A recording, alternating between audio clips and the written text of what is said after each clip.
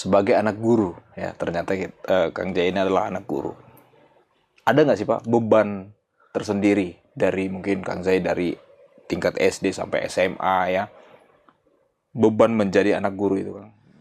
Orang tua saya pasti kalau hidup di zaman sekarang Ya. sudah mungkin melaporkan saya berkali-kali para guru itu ke kantor polisi. Karena kalau ditabokin, Ya. dipukul, dicepret lah istilah Ya, ya, Sundanya itu. Udah sangat sering saya dulu di sekolah tuh. Akhir-akhir ini baru ada tuh beberapa bangunan-bangunan sekolah SMK di Bogor gitu Ya. kan ya, yang runtuh gitu. Nah, sementara di masa-masa efisiensi ini ada juga pembangunan-pembangunan yang mengeluarkan uang 3,9 itu dialihkan untuk ke gapura masuk ke gedung sate. Semoga pemerintah provinsi memiliki sebuah kesalehan yang bisa mengetuk dan terketuk hatinya gitu, sampai akhirnya semua bisa berjalan dengan baik, sehingga banyak lembaga-lembaga yang kemudian terbantu oleh pemerintah provinsi juga ke depannya. Kemarin di Sumedang mana saya 1 miliar Pak Dewan yang kemarin dijanjikan oleh gubernur untuk digantikan ijazah. Ijazah sudah kami berikan, tapi penggantinya tidak ada. Sampai hari ini belum ada.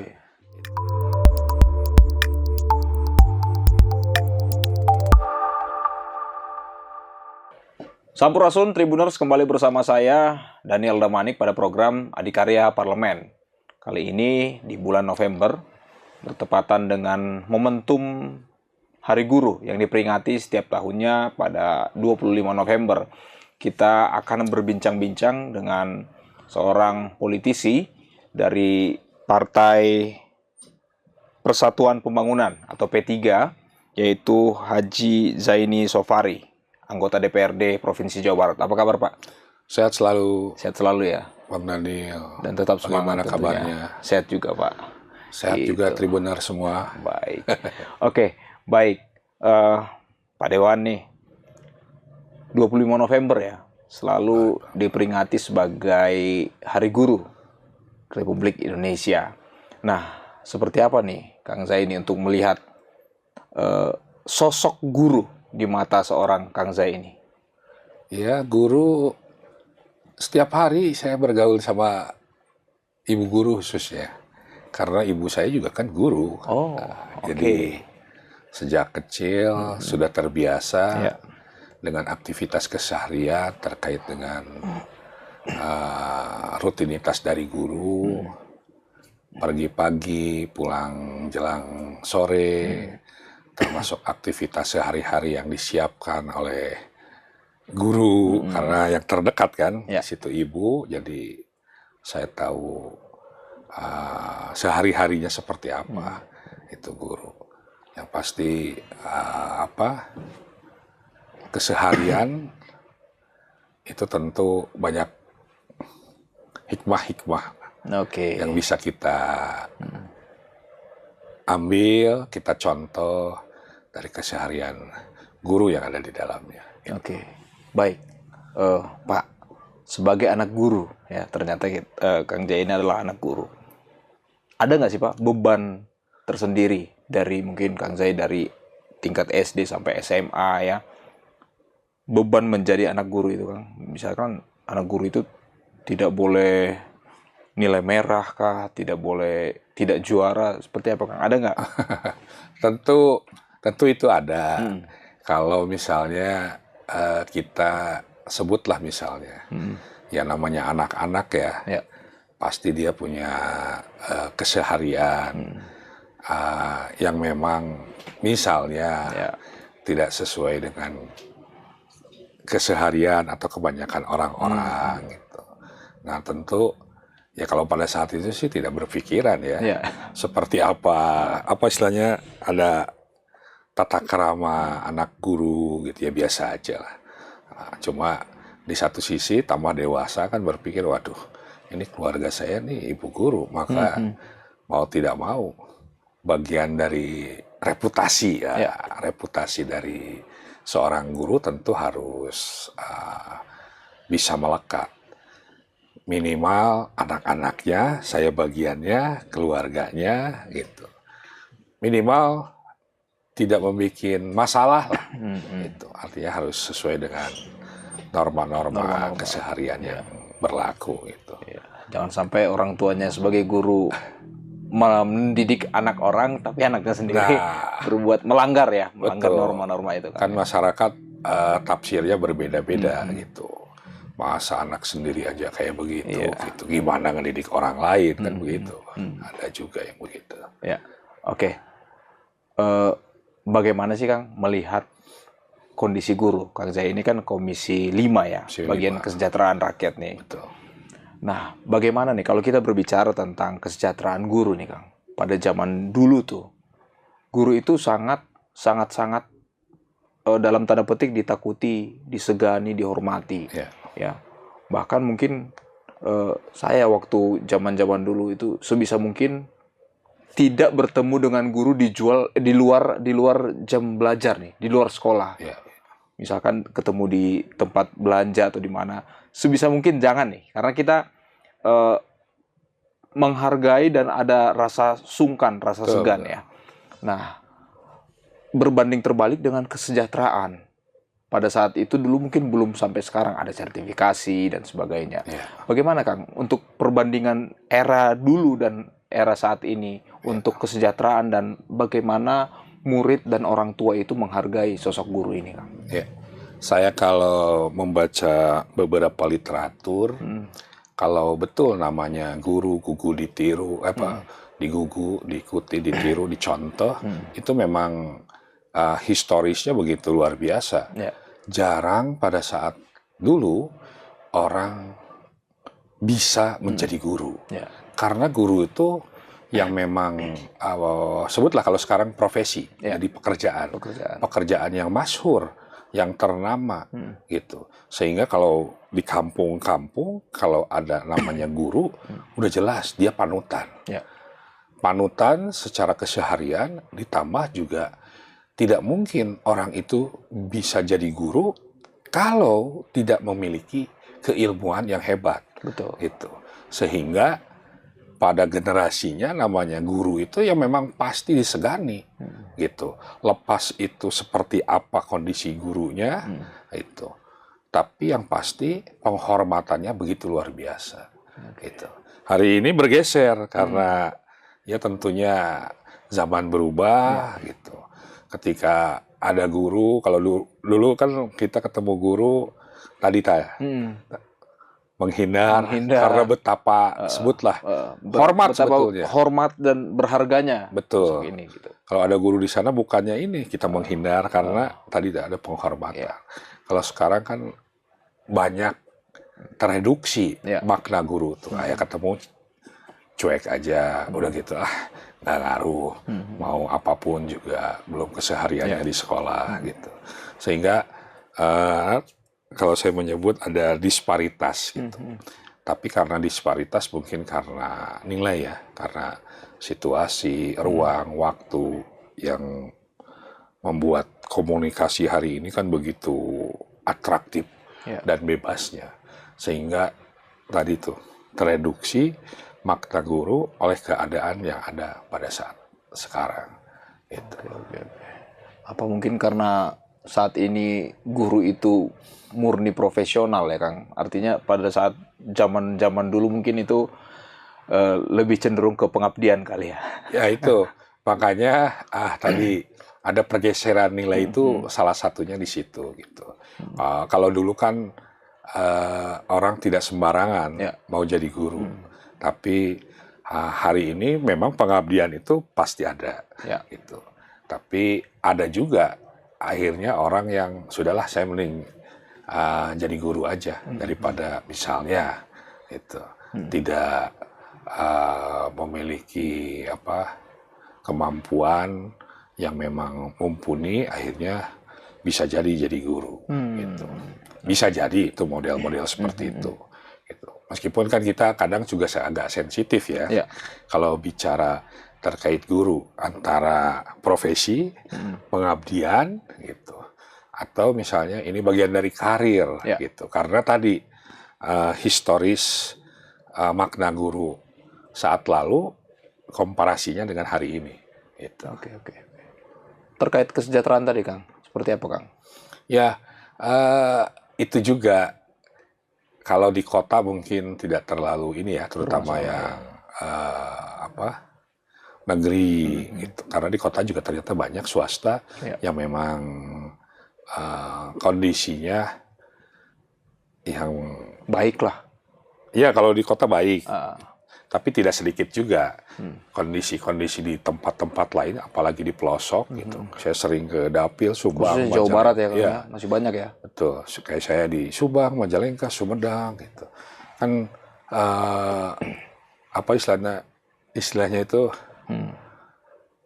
wujudu kadamihi, ayana aya tapi tidak ada pada persoalan penghasilan. Penghasilan, gitu. Ya. Betul, ada gitu. Mendapatkan tiap waktu, misalnya per periodik tiap bulan, ada gitu. Tapi kalau dihitung secara kebutuhan, secara menyeluruh, rasanya sesungguhnya tidak ada. Gitu. Gitu. Jadi saya bilangnya wujudu kadami, ayana aya, tapi gitu, nggak ada. Masih banyak kan gitu yang mengalami itu ya, mungkin tentu, ya, di Jawa Barat khususnya. Betul, tentu banyak sekali. Gitu. Dan ini menjadi sebuah catatan penting, termasuk proyeksi ke depan pendidikan Jawa Barat, khususnya di tingkat menengah yang dikelola oleh pemerintah Provinsi Jawa Barat. Gitu. Itu tantangan terbesar dan terbaik saya pikir kalau bisa memecahkan itu. Gitu. Ya, Kang, seperti apa Kang melihat saat ini ya? Kewenangan dari guru itu rasanya terbatas nih Kang.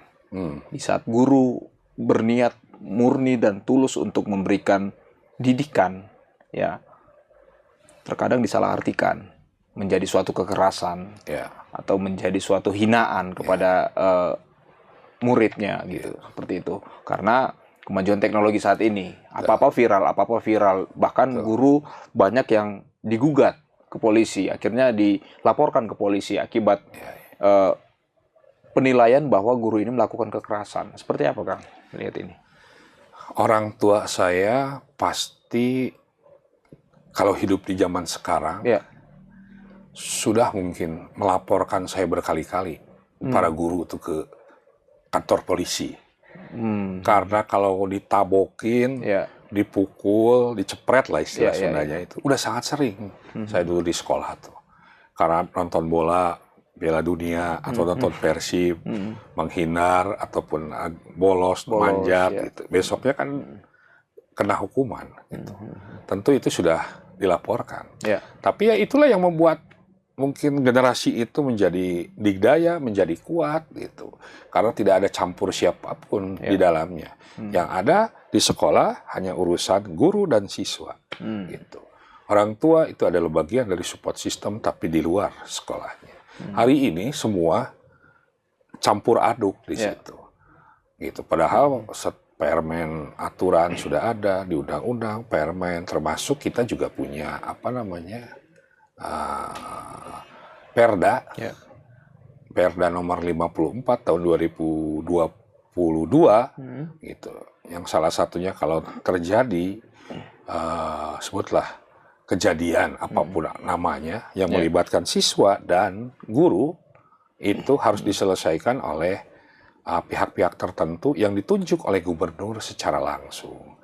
Tapi lagi-lagi Perda ini terabaikan, gitu. Sehingga cenderung tingkat kejadian-kejadian yang ada di sekolah itu orang lebih suka jika diselesaikan secara hukum langsung. Tidak ada tidak ada penyelesaian yang bisa diselesaikan oleh guru, siswa dan orang tuanya. Oke. Melihat semakin banyaknya nih Kang laporan-laporan yang dilakukan oleh orang tua ataupun mungkin peserta didik itu sendiri yang melaporkan gurunya gitu ya. baiknya itu guru itu seperti apa sih, Kang, di masa-masa saat ini itu? Iya, kecenderungan media sosial memang tidak bisa terbantahkan ya. Gitu. Sehingga ini membentuk karakter dari sekolah, termasuk ada guru, ada siswa di dalamnya. Kan kalau dulu media sosial tidak ada, sehingga orang tidak bisa mereport apapun kejadian di tiap sekolah. Gitu. Itulah makanya penghormatan dan penghargaan guru begitu besar dari anak didik, dari pihak sekolah, termasuk juga dari orang tua. Tapi karena hari ini media sosial cenderung begitu ramai, gaduh, sehingga mau tidak mau semua menahan diri gitu. Jadi totalitas dalam bentuk karakter itu hari ini tereduksi gitu oleh pola komunikasi yang memang menjadi sangat bebas seluas-luasnya. Gitu. Oke, baik Kang. Guru, murid, dan mungkin bangunan fisik sekolah ini tidak bisa dipisahkan nih Kang. Merupakan satu kesatuan, saling mendukung ya fasilitasnya. Nah, akhir-akhir ini baru ada tuh beberapa bangunan-bangunan sekolah SMK di Bogor gitu kan ya, yang runtuh gitu. Nah, sementara di masa-masa efisiensi ini ada juga pembangunan-pembangunan yang mengeluarkan uang 3,9 itu dialihkan untuk ke gapura masuk ke gedung sate dan seperti itu. Sementara masih banyak di Jawa Barat ini bangunan-bangunan yang seharusnya butuh diperkokoh lagi nih Kang untuk terkait dengan kebencanaan dan sebagainya. Seperti apa melihatnya Kang? Iya, saya hadir di SMK 1 Cilengsi waktu itu. 2 bangunan atas, lantai atasnya roboh.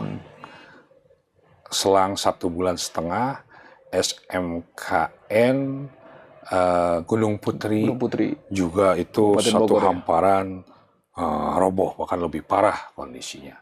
Ada siswanya jadi korban?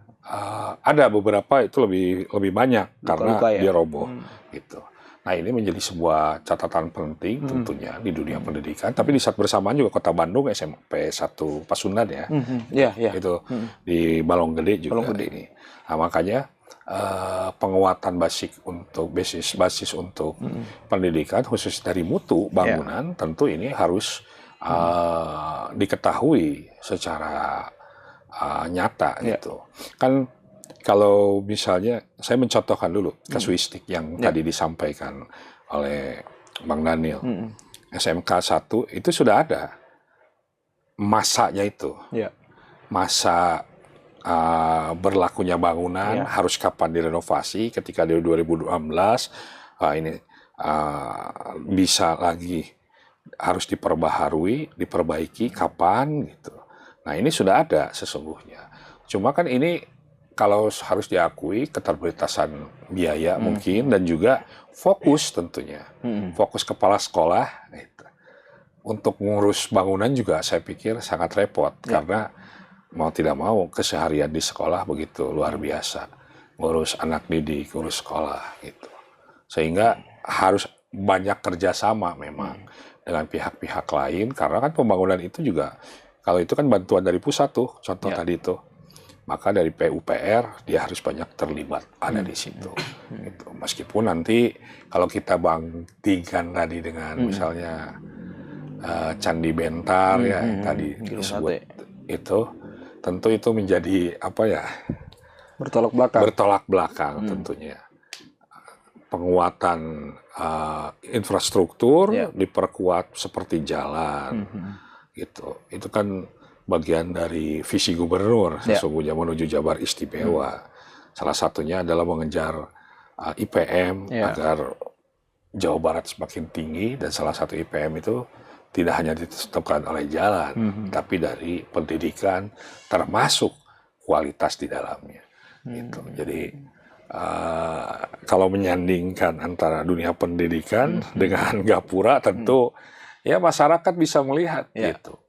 Kalau itu roboh karena demonstran, itu karena dia sudah lapuk dimakan waktu oleh alam, tentu kita juga akan sangat respon. Iya. Karena mau tidak mau, etalase Bandung, Jawa Barat, apalagi Gedung Sate, pusat pemerintahan Jawa Barat, jika tidak enak dipandang, tentu akan bisa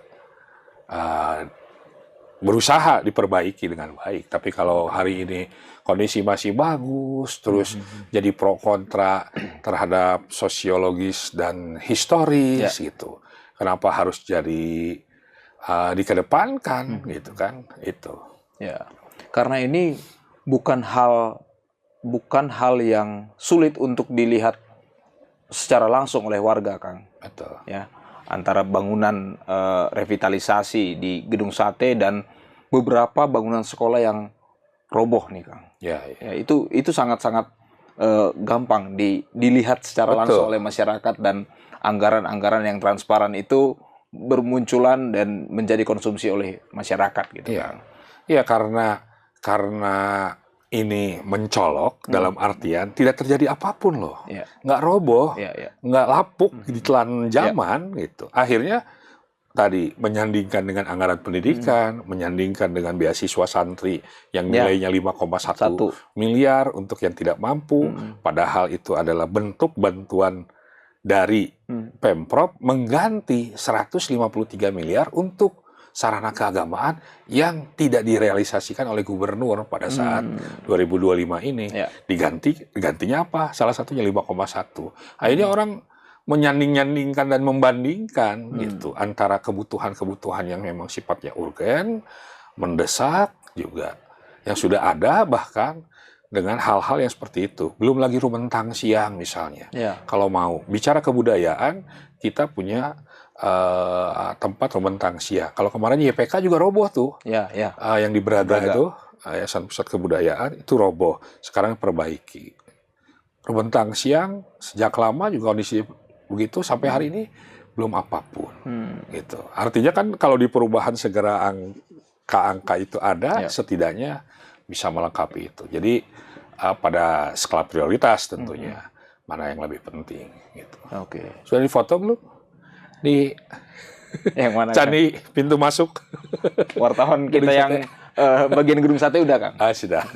Udah. Tapi saya belum foto di depannya. Belum ya? Iya, belum foto. Dan belum melihat secara langsung. Jadi mungkin setelah ini saya langsung ke sana untuk putih sekarang, tadinya merah jadi putih. Katanya belum beres. Belum beres, Kang, ya. Semoga secepatnya bisa beres dan fokusnya bisa dialihkan khususnya buat dunia pendidikan ya. Untuk guru-guru, masih banyak guru-guru honorer. Dan kita juga tidak bisa mengabaikan tenaga-tenaga pengajar di pesantren, Kang. Seperti apa, Kang, untuk di momentum Hari Guru ini? Tenaga-tenaga di pesantren itu untuk tenaga pengajarnya, Kang? Ya, ini institusi-institusi yang ikut membantu kemerdekaan itu kan salah satunya itu adalah pondok-pondok pesantren. Diceritakan dalam literatur manapun, dunia pesantren itu ikut membantu. Dan mereka ikut mencerdaskan kehidupan bangsa tanpa dibantu oleh kekuatan yang ada namanya negara. Tapi ketika negara sudah hadir pada hari ini, termasuk juga kenapa pemerintah provinsi khususnya tidak mau ikut masuk terlibat di dalamnya. Sekarang kalau ada disparitas antara negeri dan swasta, karena si pesantren itu kan ada yang memiliki yayasan, lembaga, SMA, SMK, SMA gitu, atau MTS, aliyahnya untuk SMA, MTS-nya untuk SMP, kan mereka juga sama gitu, ikut terlibat mencerdaskan kehidupan bangsa. Tapi selalu dibandingkannya hari ini oleh pemerintah provinsi, negeri swasta. Apa sehebat itukah negeri bakal menampung orang-orang yang ada di swasta semua? Nyatanya kan sampai hari ini tidak bisa. Gitu. Nah makanya itu salah satunya yang saya jadi heran tuh harus gimana lagi. Saya berusaha. Dulu SIPD belum dibuka untuk program tahun depannya. Dibongkarlah kita terus-terusan selama 3 hari bicara. Saya dari P3, termasuk ada beberapa teman yang lain juga di DPR. Dibukalah programnya, menunya. Setelah masuk, dan hari ini menurut data Kesra, 7.000 yang sudah masuk untuk bisa dibantu. Dan terverifikasi sekitar 4.400 lembaga keagamaan yang terverifikasi. Artinya 4.400 dari 7.000 ini sudah bisa dibantu. Akan tetapi lagi-lagi pemerintah provinsi menutup kembali dan akhirnya untuk realisasi ke depan 2026 hampir dipastikan tidak ada lagi bantuan itu. Gitu. Jadi ya sulit kita memastikan dan berjuang terus-terusan gitu. Kalau memang gubernur nggak punya will juga untuk melihat secara langsung kondisi-kondisi sarana prasarana keagamaan yang ada di Jawa Barat tentunya gitu. Itu. Kenapa ya? Itu tidak menjadi salah satu prioritas kan ya? Nah itu saya juga hanya bisa sekarang sama teman-teman kalau saya kemarin keliling-keliling khususnya di Dapil banyak yang menanyakan itu terkait kondisi bantuan untuk yayasan, lembaga, majelis taklim, masjid itu. Ya kita hanya bisa menyampaikan setelah argumentasi kesana kemari. Semoga pemerintah provinsi memiliki sebuah kesalehan yang bisa mengetuk dan terketuk hatinya itu sampai akhirnya semua bisa berjalan dengan baik sehingga banyak lembaga-lembaga yang kemudian terbantu oleh pemerintah provinsi juga ke depannya. Itu. Oke, baik Kang. Saat mungkin reses atau berkunjung lah ya ke Dapil ataupun di luar Dapil nih Kang. Apa nih Kang, khususnya bagi pesantren-pesantren maupun guru-guru honorer mungkin Kang. Keluhan-keluhan yang disampaikan kepada wakil rakyat nih. Iya, kita ada BPMU untuk sekolah-sekolah itu kan kemarin sekitar 600 miliar. Saya banyak ditagih sekarang tuh sesungguhnya. Kemarin di Sumedang mana saya 1 miliar Pak Dewan yang kemarin dijanjikan oleh gubernur untuk digantikan ijazah. Ijazah sudah kami berikan, tapi penggantinya tidak ada sampai hari ini belum ada. Itu karena itu termaktub di dalam BPMU ya, yang dulu anggarannya 600 miliar, sekarang teralokasikan sekitar 120 mungkin jadi 188 miliar. Itu salah satu banyak saya dapatkan juga, termasuk juga guru sekolah-sekolah yang memang kurang mendapat perhatian secara serius dari pemerintah provinsi. Itu. Kalau urusan kesejahteraan sangat minim, gitu. Karena kan sekarang dengan BPMU dihilangkan, maka sekolah kenapa swasta terutama itu dalam tanda kutip bergejolak karena memang salah satu bantuan yang ada itu dari pemerintah provinsi. Kalau tidak ada berarti mereka harus mengoptimalkan yang ada. Gitu. Ditambah kalaupun swasta itu mengambil ada murid, gitu. Muridnya kan banyak yang hari ini dengan adanya PAPS, penanggulangan anak putus sekolah masuk negeri, rombongan belajar dari 36 berubah menjadi maksimal 48, meskipun jadi sampai 50, itu banyak keambil, siswanya jadi berkurang, sekolah banyak muridnya menjadi sangat minim, bahkan ada yang tutup, sehingga kans guru-guru untuk mendapat kesejahteraan jauh lebih baik, khususnya swasta, semakin terus berkurang. Gitu.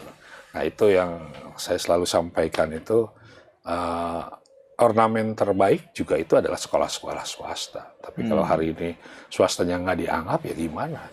Gitu. Lihat saja dunia-dunia pendidikan, hari ini memang yang kualitasnya lebih tinggi itu yang menguasai 10-15 besar di dunia pendidikan tingkat tingkat menengah karena di bawah naungan Pemprov. Itu bukan nggak mungkin yang kurang-kurang itu kalau terus dioptimalisasikan kan bisa jadi mereka bisa tumbuh naik kelas besar. Ya. Betul. Oke. Gitu. Baik. Masih berkaitan dengan guru nih Kang. Awal-awal kepemimpinan Gubernur Jawa Barat itu ramai dengan barak, anak-anak yang dinilai dengan nakal itu masuk barak. Ini beberapa bulan ini sepertinya tidak terdengar nih Kang. Masalah ini apakah memang sudah diberikan ke guru masing-masing di sekolah-sekolahnya atau program ini udah seperti apa nih Kang? Ya, kita tidak pernah terkhusus sesungguhnya. Wabil khusus Komisi 5 melalui Dinas Pendidikan, nggak pernah kita diajak untuk titiknya, lokus-lokusnya ada di mana untuk melihat secara langsung gitu. Tahu kalau lagi pembahasan tiba-tiba waktu itu anggaran untuk pendidikan karakter Pancawaluya hari ini disebutnya dilebih lebarkan lagi, tidak ada lagi istilah barak karena barak dulu kan secara spontan aja gubernur setelah dikejar barak militernya akhirnya apa istilahnya eufemisme dihaluskan dihaluskan menjadi Pancawaluya, tetap berjalan pada hari ini gitu. Anggarannya juga ada gitu, tetap berjalan, cuma saya tidak tahu output inputnya seperti apa karena memang kita tidak pernah pertama terlibat secara langsung di barak-barak itu gitu. Tapi nanti ke depan karena ini saya jadi keingetan lagi nantilah saya bakal lihat secara langsung kondisi barak militer versi berapa ya hari ini saya juga belum tahu. Baik Kang. Beberapa waktu yang lalu bukan beberapa waktu yang lalu, iyalah sudah lampau terkait dengan program nasional Kang, MBG makan bergizi. Nah, beberapa guru kita tidak usah sebutkan sekolah-sekolahnya mengatakan bahwa kami ini memiliki tugas baru, yaitu memastikan piring itu kembali sesuai jadwal sesuai jumlah yang datang dan tidak boleh ada sisa makanan. Dipastikan piring itu harus bersih, bukan dicuci tapi harus bersih, tidak ada sisa makanan di sana, di atas itu. Ada tambahan pekerjaan guru nih Kang, yang mungkin ini menjadi satu keluhan guru di beberapa sekolah, tapi ada juga yang menikmati saja gitu kan. Seperti apa Kang untuk tugas guru yang tambahan di tahun 2025 ini Kang? Pertama, bukan hanya itu, saya ingin menambahkan, guru itu betapa derasnya tugasnya itu luar biasa. Udah jelas lah mendidik itu sehari-hari dengan anak dengan berbagai karakter tentu menjadi dinamika tersendiri. Tapi lagi-lagi guru harus tetap digdaya, bisa mengatur membuat simponi yang baik. Seperti apa itu kelas, seperti apa itu sekolah. Rereongan sapoe sarebu. Surat edaran itu. Termasuk siswa dilibatkan untuk dalam tanda kutip membayar sapoe sarebu, bagian dari kesetiakawanan sosial bahasa Gubernur Jawa Barat. Dia kan pasti harus mencatat itu kemana, siapa terutama uangnya 1.000 itu gitu. Katanya kesetiakawanan sosial tetap harus tercatat. Jadi mereka punya tugas baru gitu. Oh ada ya? Iya. Tugas baru ya? Kan edarannya begitu. Selain ASN, kepala sekolah kan termasuk siswanya juga untuk membayar 1.000. Meskipun itu bentuknya himbau. Bukan himbau, edaran jelas. Kalau edaran itu kan diksinya ke bawah dan mengikat gitu. Meskipun Dinas Pendidikan selalu menggaung-gaungkan istilahnya tidak boleh sepeser pun ada pungutan yang ada di sekolah gitu. Tapi kalau untuk rewangan sapoe sarebu boleh. Poe ibu itu boleh gitu. Tapi diksinya bukan menabung gitu. Nah, itu jadi menurut saya begitu ambigunya aturan-aturan itu di satu sisi karena lubernya lembur pakuan untuk menampung orang-orang itu dibikinlah edaran dengan sapoe sarebu. Dibikinlah balai panenggeran yang di Gedung Sate. Di Gedung Sate itu. Meskipun kemudian beberapa media sedikit investigatif mendapatkan muri katanya, tapi ternyata penuh dengan